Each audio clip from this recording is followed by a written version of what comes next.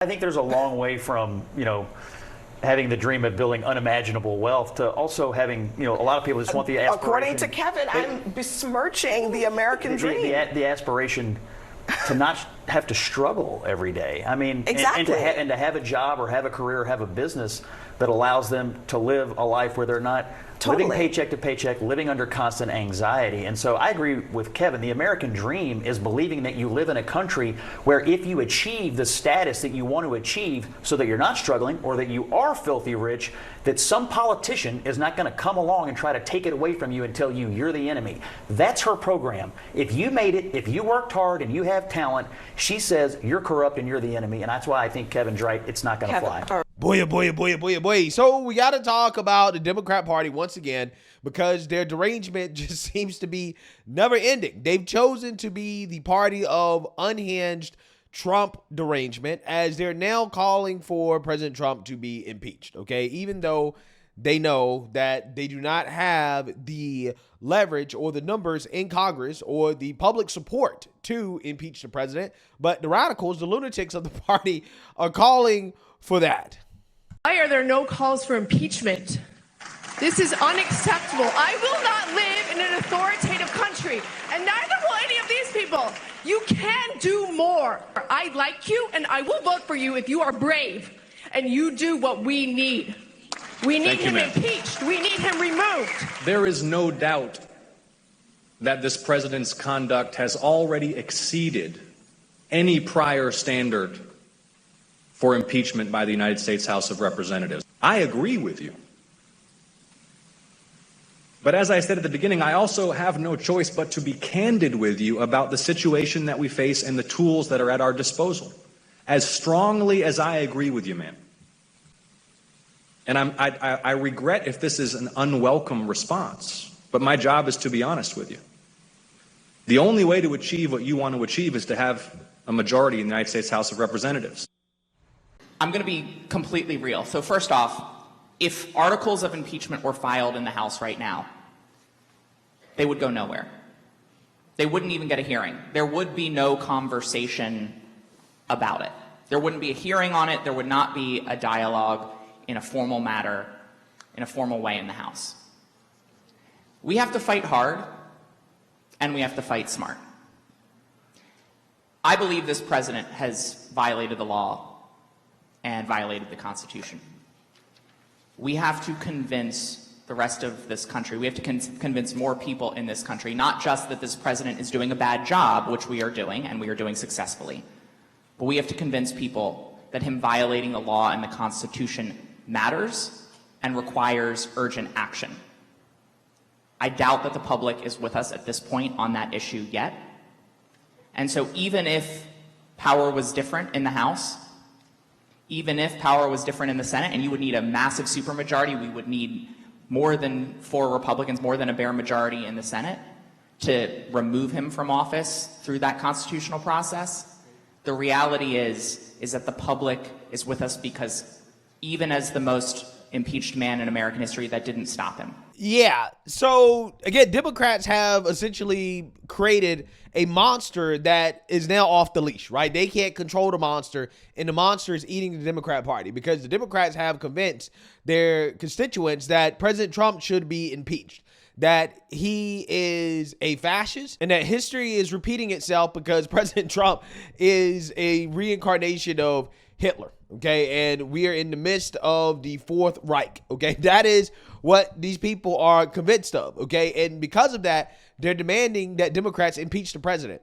The problem for Democrats is that Democrats know they don't have the power to do it or the public support, but the radicals in their party demand it, and the radicals are going to primary any Democrat who isn't radical enough to try to impeach the president. Right? This is what happens to your party when you don't focus on policy and you focus on just hating one man. It puts you in very, very, very awkward positions like this that Democrats just have not learned from. They haven't learned that Trump derangement on literally every single issue is something that always is going to backfire on Democrats because it's not a logical thing, right? It's not logical to hate Trump and to fight Trump on every issue. But this is what they have done, right? This is what they've done. So now they're stuck between a rock and a hard place, okay? The reality is that Democrats don't have a damn thing to offer people when it comes to policy. In fact, Democrat policies, progressive policies, are making people leave, evacuate liberal states, right? Big liberal states like California, for example. And Adam Schiff,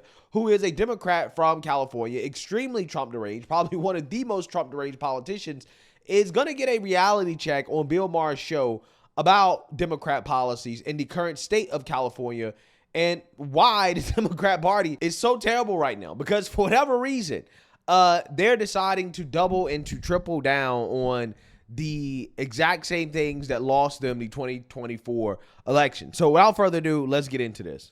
If film and TV productions continue to move out of California due to tax incentives in other states, what might the future look for Los Angeles? Is there a risk of it becoming the next Detroit? Well, there's no need to shit on Detroit in the question. Detroit's a fine city.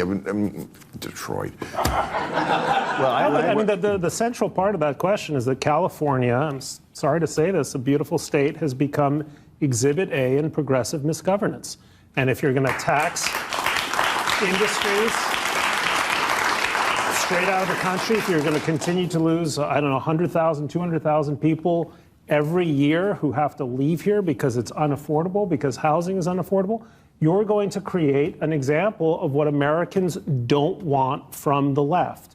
So Democrats, and my colleague Ezra Klein is doing this, are taking a good hard look at California and saying, we're not that. We need to be a party that's from some other model. Well, yeah, but see, again, here's the problem.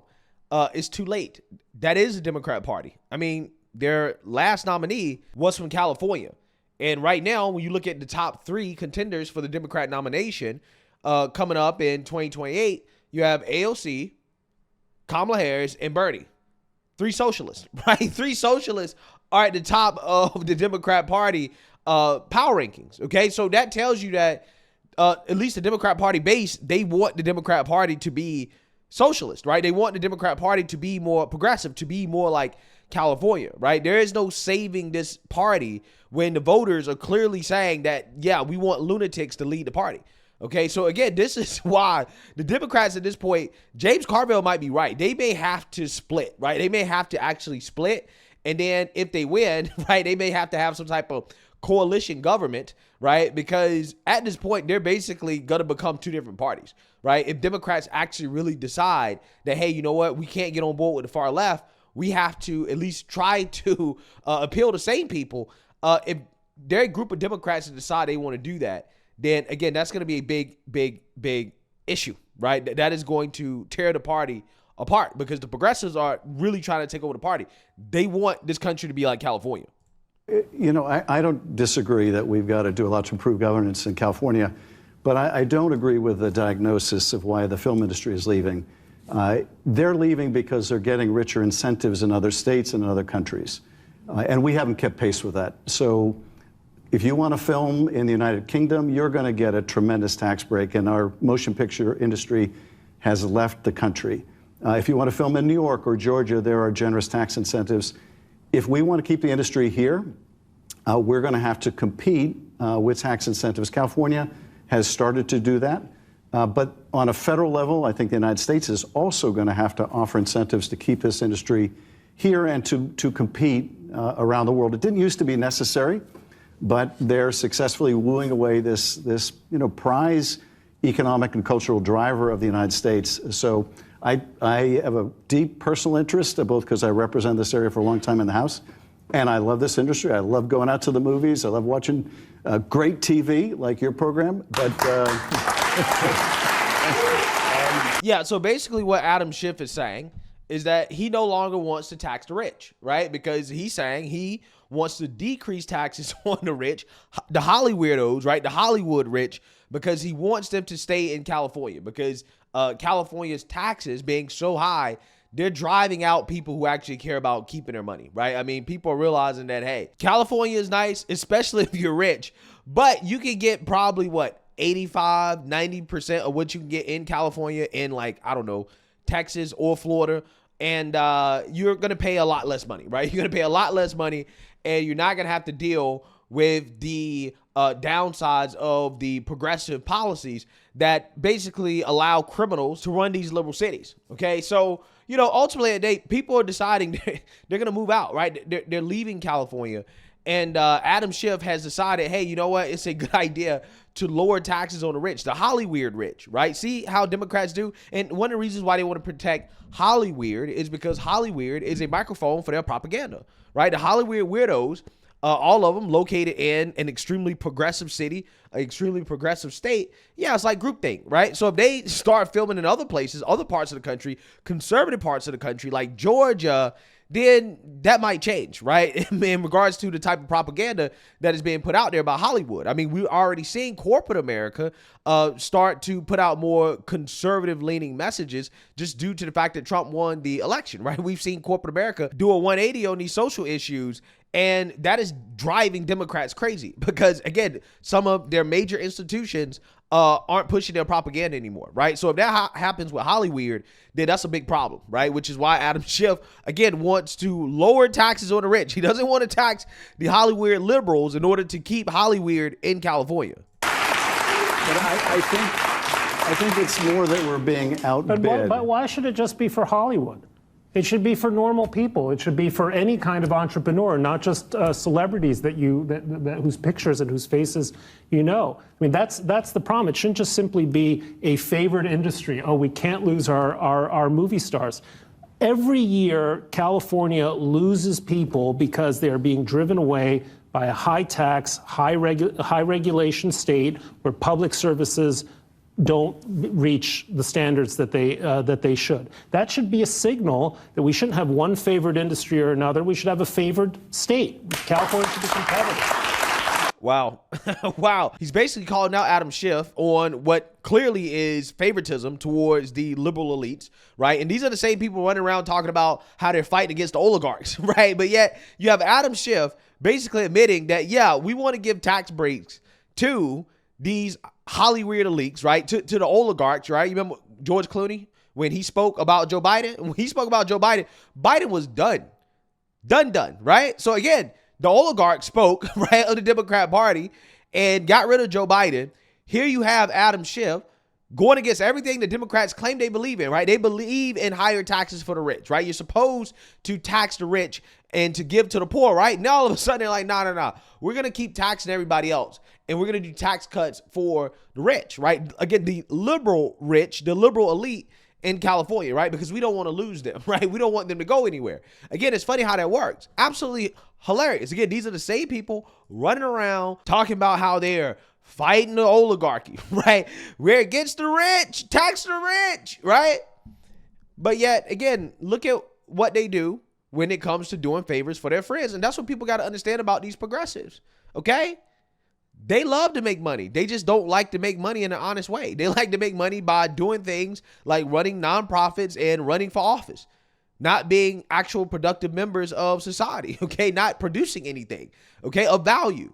Just taking from others and then trying to redistribute the wealth, right, in the name of social justice. They just redistribute the wealth back into their pockets, right? Not into society's pockets, not into the pockets of the people that gave them the money, the suckers that gave them the money. No, back into their pockets, right? As Kevin O'Leary eloquently lays out about AOC, who, loves capitalism for herself, right? Loves putting money in her pocket, right? But for everybody else, not so much. She wants to take their money. But she is a populist. She is like, this is about class politics, working class people. Some of the same people Donald Trump appeals to. Does that worry you? As a AOC, I have a tremendous amount of respect for. I buy her T-shirts for $39.95, tax the rich. They're very popular in Miami Beach. I wear them, and I sign them, and I give them to people. She has an 82% margin on that, proving that inside of every socialist is a capitalist trying to get out. But however, I would say this about her. The ambassador of America, the CEO, the president, they have to embody the American dream. That's their number one job. Our number one export is not technology or energy. It's the American dream. People come to America to achieve the American dream. She embodies the American nightmare. Yeah, and I think it's fair to say that these progressive states, these progressive liberal cities, they are an embodiment of the American nightmare as well too, right? And AOC being a progressive politician, people like her are responsible for this nightmare happening across the country in these blue states and these blue cities, to the point where people have to leave in mass, right? A mass exodus due to the fact that these policies are making their lives so much worse, right? And that's what the country would sign up for if AOC was put into leadership. That's what people got to understand. These progressives, they have run their states into the ground, their cities into the ground. Like, I would never let them run anything, okay? I wouldn't let them run a Taco Bell, to be honest with you. But apparently, that is the type of leadership that the Democrat Party wants. So let me know what you guys think. Make sure you like, comment, and subscribe. Most importantly, share a Black conservative perspective. Peace.